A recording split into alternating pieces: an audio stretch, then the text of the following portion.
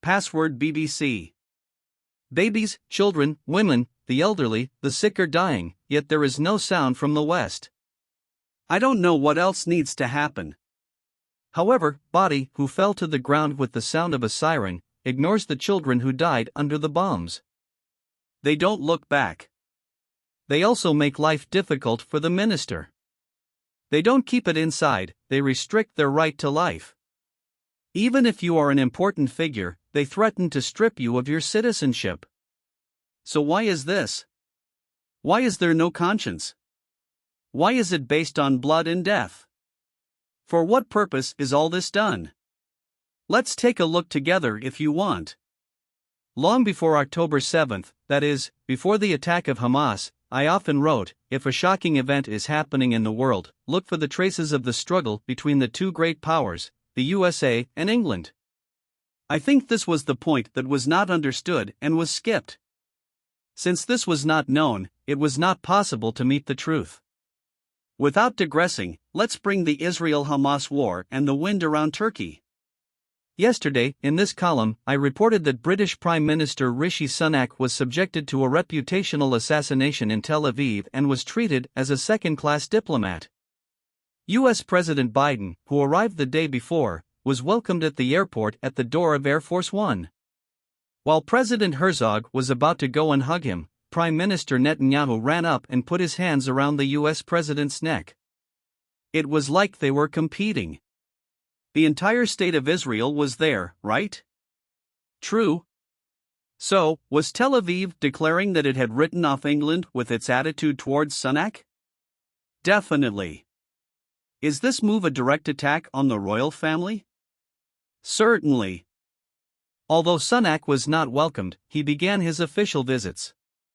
Israeli President Isaac Herzog met with British Prime Minister Rishi Sunak in West Jerusalem. Judging by the movements and the language used, Sunak was constantly getting brushed. Diplomacy was being violated and rude was being done. Addressing Sunak, Herzog said, "I know that in democracies like you and us, you cannot interfere. British people around the world have a special bond with the BBC. Therefore, there must be a cry for it to be corrected and for Hamas to be defined as a terrorist organization on this platform as well." Herzog said that they were fighting a terrorist organization that entered their borders and he expected support from England. More precisely, they were talking down to London in return for the blank check given by the USA. The truth behind this language was the power of the USA. Sunak also knew this and was living and learning. In Gaza, where Israel continues its attacks, Al-Ali Baptist Hospital was hit on October 17, and 471 people lost their lives.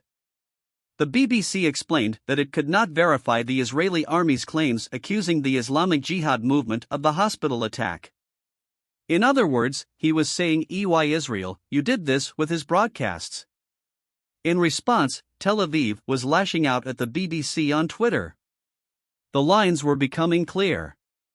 Considering the history of the BBC, its establishment, broadcasting team and management staff, it was not difficult to see that Deep England was there. This wasn't the secret either. It was an entity established with its statutes in 1922 under the instructions of the royal family. BBC, the British Broadcasting Corporation, was a face of the state. For example, it was not easy to work there and get a job. A person who was not approved by the British Internal Intelligence MI5 could not serve. Is it natural? Extremely.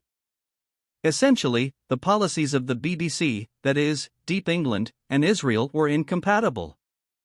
The City of London was left outside as a result of the USA coming and seizing it with its navy, soldiers, planes, ships, minister and president.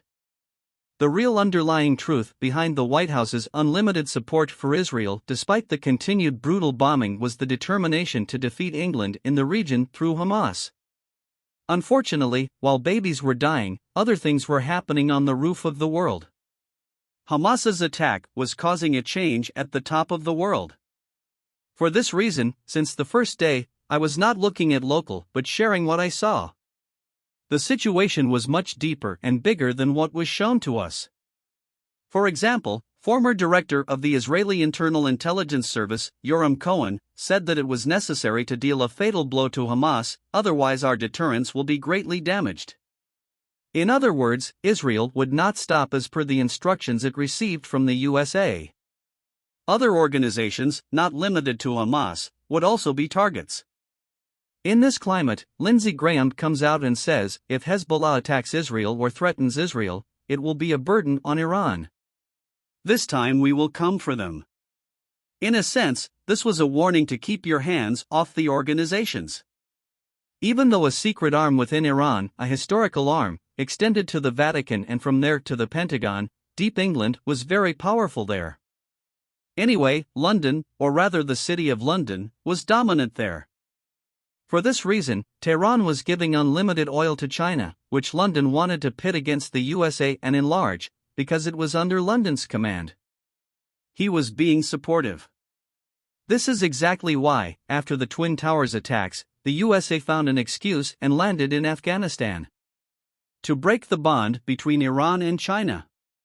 Now Biden was reaching out to the Turkish republics in Central Asia. For the same purpose, with the same motivation. He was organizing and mobilizing them all against China. Russia was also performing the same task in the background. Biden was avoiding contact with Turkey while convening the Turkish republics in New York. As I have written many times, Turkey's appetite for walking with London, especially after July 15, was disrupting the USA settings the most. They wanted this to end.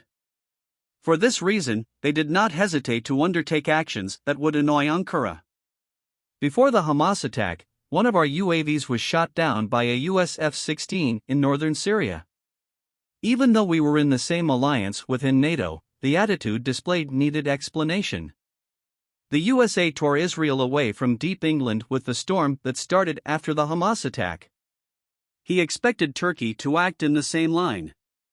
All policies would develop around this demand. The USA seemed to aim to solve all the problems in the region before moving to the Pacific with all its might. Naturally, the future of the region could only be discussed with Turkey. Turkey was the biggest in the region because seismic movements in politics should have been viewed from this perspective. Most likely, there would be important developments. As you can see, the Israel-Hamas war was not just their war. The background was a complex and long problem. What I saw was that the US was determined to solve this with its weapon. Again, from what I saw, first Israel and then England understood this clearly.